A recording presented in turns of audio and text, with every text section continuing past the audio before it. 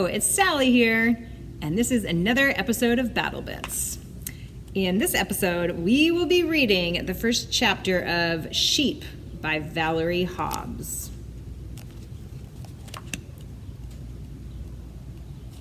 Chapter 1.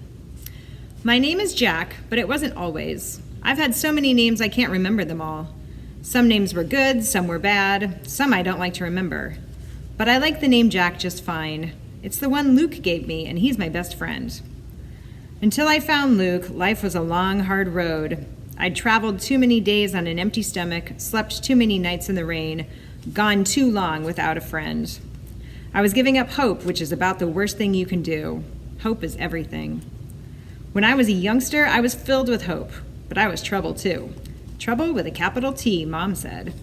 Always poking my nose where it didn't belong, getting into mischief. Nobody thought I'd amount to much. But young as I was, I knew better. There was a job for me out there in the world, something big and important.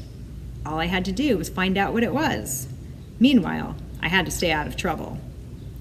Hanging around the ranch all day with Mom was downright boring. There was only so much you could think up to do without getting into trouble. And if you were real bad, well then Mom made you take a nap. She sure didn't think I was ready for anything big and important, so I was counting on Bob. Bob smelled like smoke and hay, that's what I remember.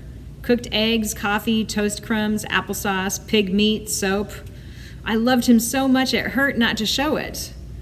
As soon as I heard him coming, I'd want to race out and throw myself against his legs, bark and yip, run in circles like a fool. But I wouldn't let myself, not then. I had to show him that I could be counted on, that I was ready for the sheep. So while the others whined and jumped and tried to get his attention, I'd stand real still, cock my head just so, and give him my best sheep eye. That's the look you give the sheep to make them behave. And then I'd just lose it. I'd get so excited I'd be all over him, yapping, licking his big rough hands. I just couldn't help myself.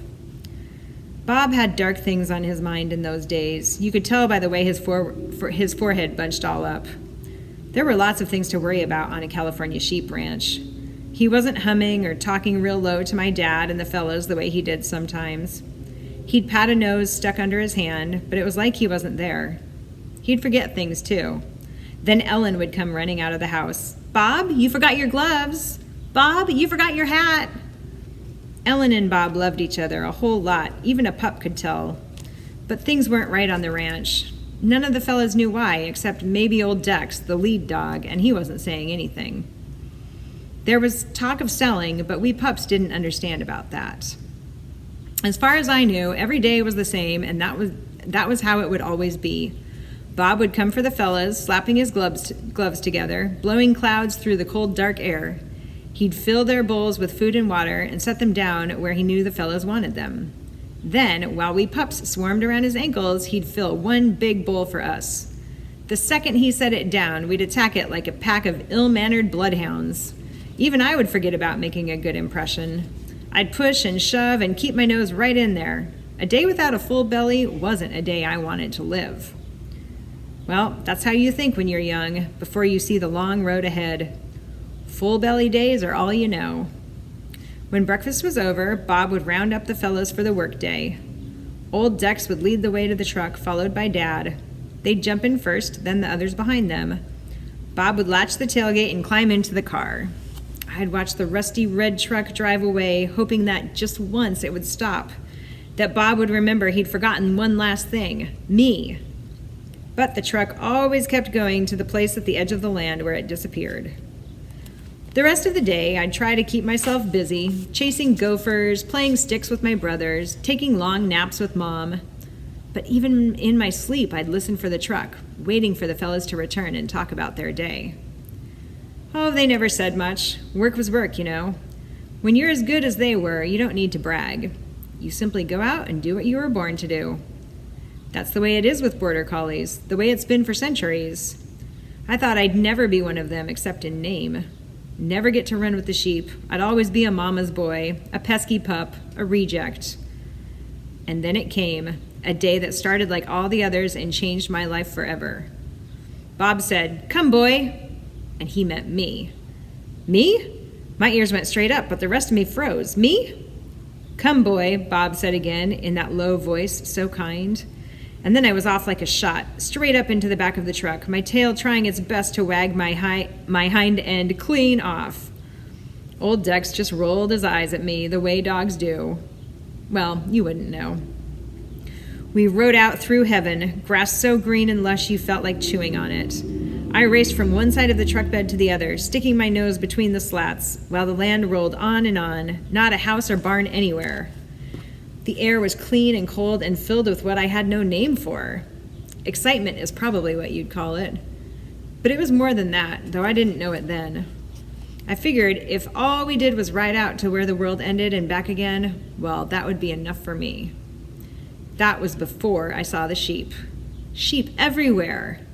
The truck stopped and they closed in around us like a big gray woolly blanket, bawling and baaing, stinking like sheep. Bob hopped down out of the cab and pushed his way through them to the back of the truck. When he lowered the tailgate, the fellas jumped down, working the sheep the minute they hit the ground, rounding them up without even trying. I hung back, a little soft in the belly, if you know what I mean. Nervous. They were bigger than I was, every last one, and so many I couldn't count them. More sheep than I thought there were in the whole wide world. Well, you didn't have to count them, though. I didn't know it then. You just sort of felt them, Dad said. That was how you knew one went missing. You felt it somewhere inside you. Sounded crazy to me. The smell was bad enough. But feeling sheep? I didn't like the sound of that. I figured if worse came to worse and the sheep wouldn't do what I wanted, well, I'd just bite them. But I learned soon enough that that wasn't the way. Only as a last resort would a dog bite a sheep. You should have seen Dad and old Dex, how they got those woolly guys all moving in the same direction. You could tell the sheep didn't like it. They'd have to run a little, which they hated, so they grumbled the whole time. One old ewe really had her back up. She turned, frowned at the dogs, and tried to hold her ground.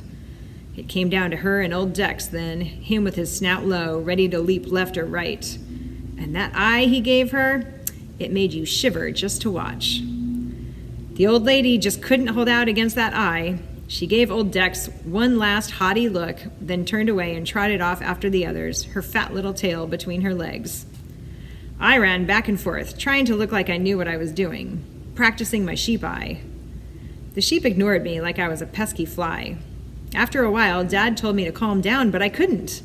I'd gotten a taste of what life was all about, and I didn't want to miss a second of it. Keep your eye on old Dex, Dad said. You've got a chance to learn from the master. And so I did. Wherever old Dex went, that was where I'd try to be. But it wasn't easy. 1 second, he'd be racing full out alongside the flock, then he'd stop, ears up, and cut the other way. Bob would call an order from a long way off, telling you what he wanted, and you had to do it right then. It was tricky, but when you got the sheep going the way they were supposed to, like a big muddy gray river rolling across the land, you were happy inside.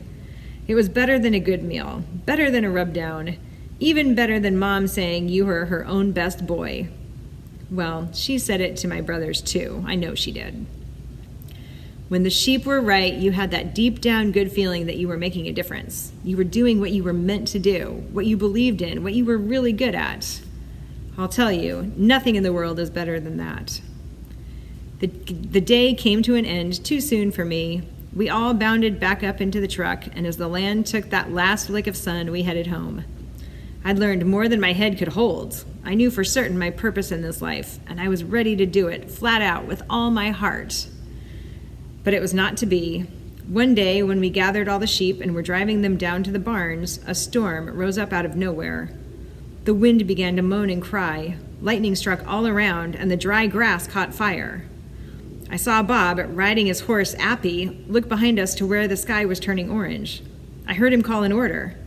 Then he pulled his bandana up over his nose, gave Appy a slap, and raced ahead.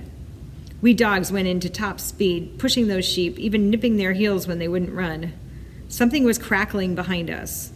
I turned and saw the tongues of flame licking, racing to catch up with us.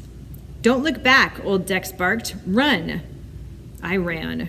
Ran until I thought I couldn't run another step, until I couldn't see the sheep for the smoke. And then I ran some more. And that is chapter 1 of Sheep. Thank you for joining me. I'll see you next time.